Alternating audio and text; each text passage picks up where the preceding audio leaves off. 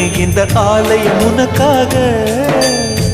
வானில் ஒரு புயல் மழை வந்தால் அழகே என்னை எங்கனம் காப்பாய். கண்ணே உன்னை என் கண்ணில் வைத்து இமைகள் எனும் கதவுகள் அடைப்பேன். சத்தியமாகுமா? நான் சத்தியம் செய்யவா? தொடு தொடுவெனவே வானவில் என்னை தூரத்தில் அழைக்கின்ற நேரம்.